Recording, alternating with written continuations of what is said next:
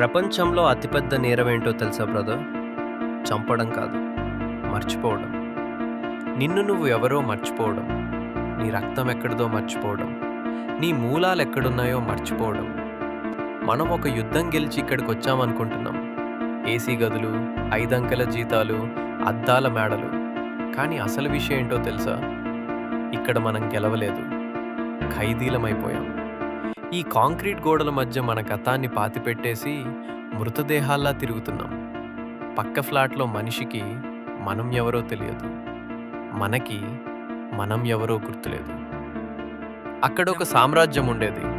అది ఊరు కాదు, మన కింగ్డమ్. అక్కడ మనం రాజుల్లా బతికాం. వాన పడితే ఆ మట్టి ఇచ్చే వాసన మనకి ధైర్యాన్ని ఇచ్చేది. ఆ చెరువులో ఈత కొడితే మన ఒంట్లో రక్తం ఉడికేది. కానీ ఈరోజు ఈ కాలుష్యాన్ని పీల్చుకుంటూ ఈ యాంత్రిక జీవితానికి బానిసలైపోయి ఆ రాజ్యాన్ని అమ్మేసుకున్నాం. మనల్ని మనం అమ్ముకున్నాం. నీకు నీ సామ్రాజ్యాన్ని గుర్తు చేస్తుంది. నీ రక్తంలో నిద్రపోతున్న ఆ పాత జ్ఞాపకాన్ని తట్టి లేపుతుంది. సిద్ధంగా ఉండు. అప్పట్లో ఉదయం 4 గంటలకి ఆ కోడికూత వినపడగానే మన కళ్ళు తెరుచుకునేవి బ్రదర్. అది కేవలం ఒక శబ్దం కాదు. మన సామ్రాజ్యం మనల్ని పిలుస్తోంది అనడానికి ఒక సిగ్నల్. బయటికొస్తే అమ్మ పిడకల పొయ్యి రాజేస్తున్న పొగ. ఆ వాసన పీల్చుకుంటే ఒంట్లోకొక తెలియని ఎనర్జీ వచ్చేది.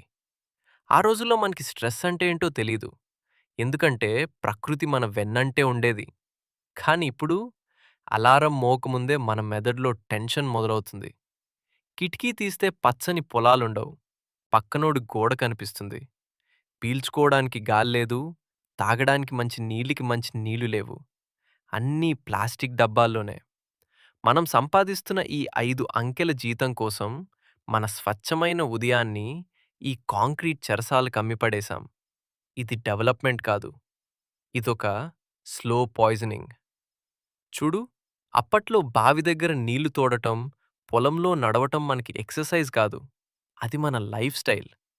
అందుకే మన తాతలు 90 ఏళ్లలో కూడా గట్టిగా ఉండేవారు. మరి ఇప్పుడు వేల రూపాయలు కట్టి జిమ్‌కి వెళ్తున్నాం. కానీ ఒంట్లో సత్తు లేదు. అప్పట్లో మనం మట్టిలో ఆడాం. ఇప్పుడు మెడిసిన్స్‌తో బతుకుతున్నాం. మన రక్తంలో ఉండాల్సిన ఆ మట్టి వాసనని కెమికల్స్‌తో కడిగి పడేశాం. అసలు మనకి ఆకలి అంటే ఏంటో గుర్తుంది కానీ, ఆ తృప్తి అంటే ఏంటో మర్చిపోయాం. చూడు బ్రదర్, అప్పట్లో మన ఊళ్ళో ఒక మాటంటే దానికొక విలువుండేది.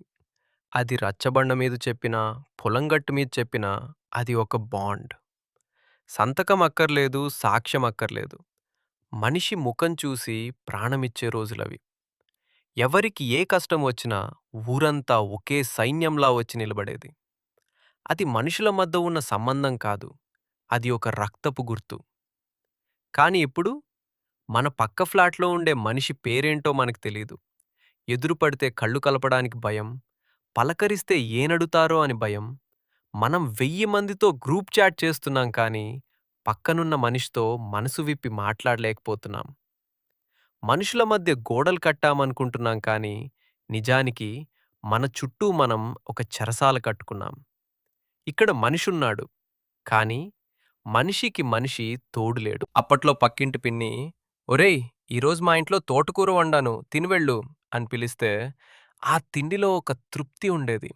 ఇప్పుడు మనం ఆర్డరిచ్చి తెప్పించుకునే ఆ ప్లాస్టిక్ డబ్బాలో తిండుంది కానీ, ఆ వండిన మనిషి ఎవరో మనకు తెలీదు. మనకు కావాల్సింది సర్వీస్, ప్రేమ కాదు. ఒక్క విషయం గుర్తుంచుకో బ్రదర్. ఏ రోజైతే మనకి మనుషుల కంటే మెషీన్‌లెక్కువైపోయాయో, ఆ రోజే మన పతనం మొదలైంది. మనం సంపాదించిన ఈ డబ్బంతా దేనికి? చచ్చే ముందు మన పక్కన కూర్చుని కన్నీళ్లు తుడిచే ఒక్క మనిషి కూడా లేనప్పుడు, ఈ ఆస్తి అంతా ఎందుకు? చూడు బ్రదర్, మన తాతలు ఆరుగాలం ఆ మట్టిలో కష్టపడ్డారు. వానలో తడిచారు, ఎండలో ఎండారు. వాళ్ళకి జిమ్ సప్లిమెంట్స్ తెలియవు, మల్టీ విటమిన్ టాబ్లెట్లు తెలియవు. వాళ్ళు తిన్న ఆ రాగి ముద్ద, తాగిన ఆ గంజి నీళ్ళు వాళ్ళ శరీరాల్ని ఇనుములా మార్చేశాయి. రోగమొస్తే వేప చెట్టు ఆకులోనో, వంటింట్లో ఉండే పసుపులోనో మందు వెతుకునేవారు. అది వాళ్ళ నమ్మకం, వాళ్ళ సర్వైవల్ ఇన్‌స్టింక్ట్. కానీ ఇప్పుడు మనం పీల్చే గాలి విషం, తాగే నీరు కెమికల్, తినే తిండి కల్తీ. మనం ఆర్గానిక్ అని పేరు పెట్టి డమ్మీ వస్తువుల్ని వేలకి కొంటున్నాం. అప్పట్లో హాస్పిటల్‌కి వెళ్ళడం అనేది ఒక వింత. ఇప్పుడు హాస్పిటల్‌కి వెళ్ళకపోవడం ఒక వింత. ఇంతా? మనం సంపాదించే ఈ డబ్బంతా దేనికో తెలుసా? చచ్చే ముందు ఒక ఐసీయూ బెడ్ కొనుక్కోవడానికి. మనం డెవలప్ అయ్యామనుకుంటున్నాం కానీ, నిజానికి మన బాడీని ఒక కెమికల్ ల్యాబ్‌లా మార్చేశాం. ఆ రోజు మనల్ని మట్టి కాపాడింది, ఈరోజు మనల్ని మందులే బతికిస్తున్నాయి. కానీ ఆ బతుకులో జీవం ఉందా? కేవలం ఊపిరి మాత్రమే ఉంది. ఇంకా సమయం మించిపోలేదు. మనం ఈ నగరాల్ని వదిలి వెళ్ళలేకపోవచ్చు. కానీ మన మూలాల్ని మర్చిపోకూడదు. నీ పిల్లలకి ఐప్యాడ్లు కాదు, మట్టిని పరిచయం చెయ్యి. వాళ్ళకి ఆస్తులు కాదు, ఆరోగ్యకరమైన అలవాట్లివ్వు. మన ఊరనేది ఒక ప్రదేశం కాదు. అది, అది మన రక్తం. ఆ రక్తాన్ని కలుషితం చేసుకోకు. గుర్తుంచుకో, నువ్వు ఎక్కడికి వెళ్ళినా, ఎంత ఎత్తుకి ఎదిగినా, చివరికి నువ్వు కలిసిపోయేది ఆ మట్టిలోనే. ఆ మట్టికి గౌరవమివ్వు.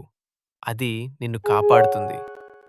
నీ ఊరు పేరేంటో, అక్కడ నీకు నచ్చిన ఆ మట్టి జ్ఞాపకమేంటో కింద కామెంట్ చేయి. ఈ వీడియో నీ రక్తాన్ని మరిగించి ఉంటే వెంటనే సబ్స్క్రైబ్ బటన్ నొక్కు.